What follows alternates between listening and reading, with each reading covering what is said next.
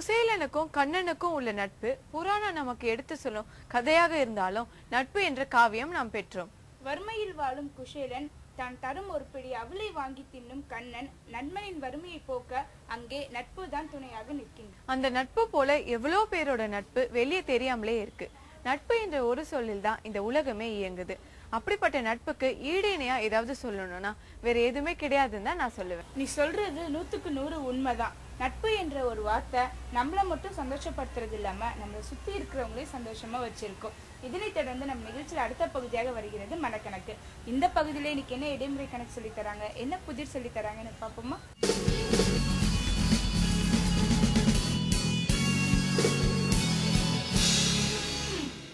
மக்கள் வணக்கம்.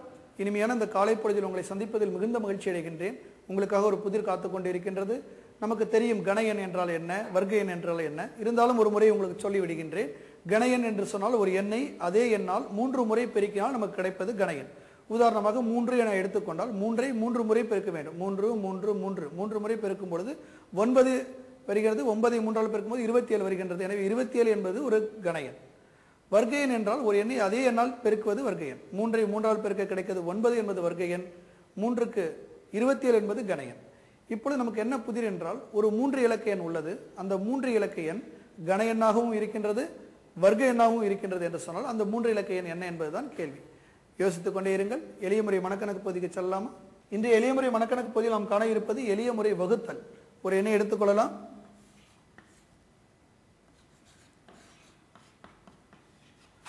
இந்த எண்ணை 9ஆல் வகுக்கப் போகின்றோம். முதலில் 2 இலக்க எண்ணை எடுத்துக்கொள்ளலாம். எத்தனை 9கள் 61 உள்ளன என்று பார்த்தால் 6 9 6 54 வருகின்றது.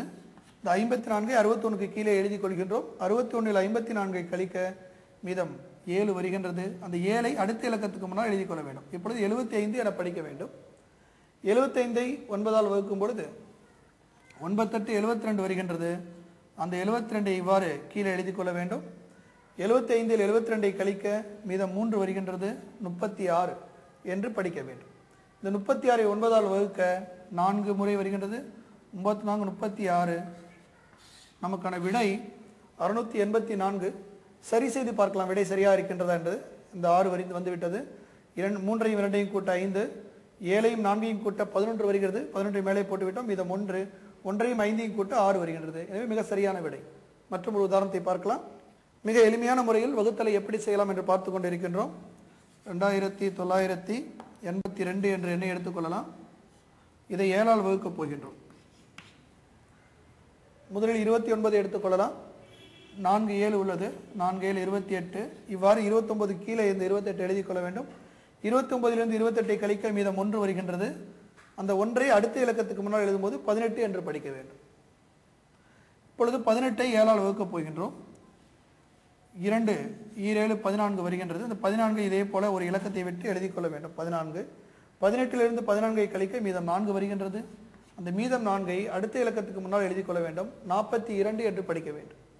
இந்த 42ஐ 7ஆல் வகுக்கும் போது 6 வருகின்றது. 6 7 42 இவ்வாறு எழுதி கொள்ள வேண்டும். 42இல் 42 போய்விட்டால் மீதம் 0. இப்பொழுது விடை சரிதானா என சரி செய்து பார்க்கலாம். 2 வந்து விட்டது.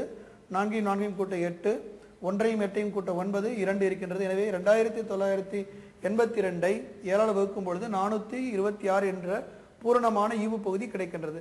தொடர்ந்து பல எண்களை எடுத்துக்கொண்டு ஓரிலக்க எண்ணால் வகுத்து பயிற்சி செய்து பாருங்கள். நீங்களும் கணித மேதை ஆகலாம். பேப்பர் பேனா இல்லாமல் மனதாலேயே உங்களுக்கு விடை சொல்ல முடியும். இன்றைய மனக்கணக்கு பகுதியின் துவக்கத்தில் கொடுக்கப்பட்ட புதிர்க்கான விடையை பார்க்கலாம். ஒரு 3 இலக்க எண், அந்த எண் கன எண்ணாகவும் இருக்கும், வர்க்க எண்ணாகவும் இருக்கும் என்று சொன்னேன் அல்லவா? அதற்கான விடை 729 என்பதுதான் அதற்கான விடை. இந்த 3 இலக்க எண்ணின் சிறப்பு என்னவென்றால் 27ஐ 27ஆல் பெருக்கினால் இந்த விடைதான் கிடைக்கும். 9ஐ 3 முறை பெருக்கினாலும் இதே விடைதான் கிடைக்கும். 9ஐ 3 முறை பெருக்கினாலும் 729 கிடைக்கும். 27ஐ 27ஆல் பெருக்கினாலும் 729 கிடைக்கும். எனவே 729 என்பது ஒரு பூர்ணமான கணயன், ஒரு பூர்ணமான வர்க்க எண்ணாக அமைகின்றது. இந்த 3 இலக்க எண்ணின் சிறப்பை நாம் அறிந்து கொண்டோம். இதே போல பல எண்களின் சிறப்பு தன்மைகளை புதிரின் வாயிலாக அறிந்து கொள்ள முயற்சி செய்வோம். மீண்டும் நாளை மனக்கணக்கு பகுதியில் உங்களை சந்திக்கின்றேன். வணக்கம்.